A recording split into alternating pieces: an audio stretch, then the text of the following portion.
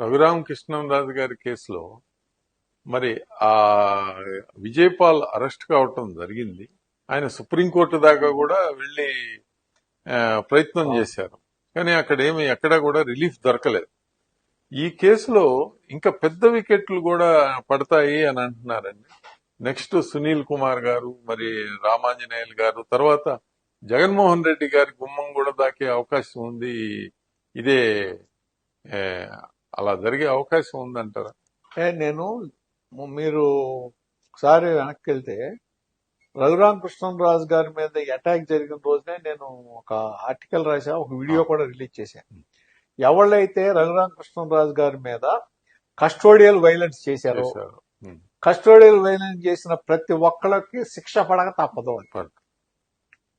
Delay అవుతుందేమో కానీ ఖచ్చితంగా పడుతుంది. ఒక ఎంపీ అటువంటి స్థాయి ఉన్న వ్యక్తిని తీసుకొచ్చి మీరు అక్కడ సెల్లో పెట్టి కాళ్ళు కట్టేసి కాళ్ళ మీద కొట్టి ఆయన్ని మందులు ఇవ్వకుండా గుండెల మీద కూర్చుని గుండెల మీద తన్ని ఇవన్నీ చేసిన తర్వాత గుండెకి ఆపరేషన్ కూడా ఆయన చేయించుకున్నాడు. ఆయన మందులు కూడా ఇవ్వకుండా చేసి ఆ పరిస్థితిలో ఆయన ఏంటంటే కోర్టుకి వెళ్ళినప్పుడు మీరు ఆ ప్రభావతి గారు గుంటూరు జనరల్ హాస్పిటల్ సూపరింటెండెంట్ ఆవిడ కూడా తప్పుడు రిపోర్ట్ ఇచ్చి సంతకం పెట్టి అంటే ఎవరు సంతకం పెట్టారు ఎవరు ఇచ్చారని కాదు కదా, తప్పుడు రిపోర్ట్ ఆవిడ పేరుతో వెళ్ళింది కదా.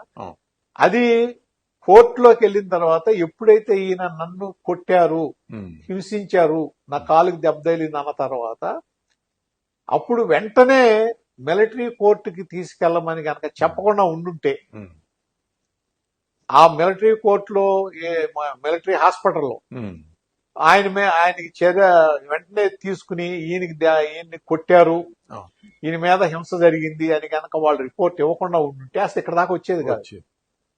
అంటే వాళ్ళ ఉద్దేశం ఏంటంటే ఈ విధమైన ప్రయత్నం జరుగుతుందని ఊహించలా, ఇలా వస్తుందని అనుకోలా.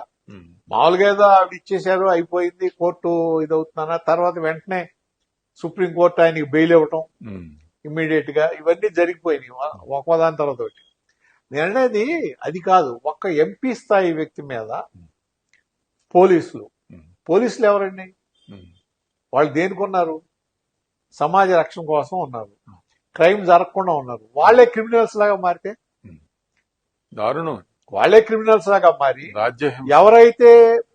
ఎవరైతే ఒక శాసనాలు చేసే వ్యక్తి ఎంపీ అంటే శాసనాలు చేసే వ్యక్తినే నువ్వు ఆ విధమైన రాజ్యహింసకి గురి చేసి అటువంటి వ్యక్తిని భయభ్రాంతులకు గురి చేసావంటే వాళ్ళ మీద తీవ్రమైన చర్యలు జరగాలి. ఇప్పటికే అసలు జరగకపోవటమే తప్పు. ఆయన అనేక సార్లు లోక్సభ స్పీకర్ కూడా చెప్పారు దీని మీద యాక్షన్ తీసుకోండి ఇది అని. ఇవాళ జరుగుతుంది ఖచ్చితంగా.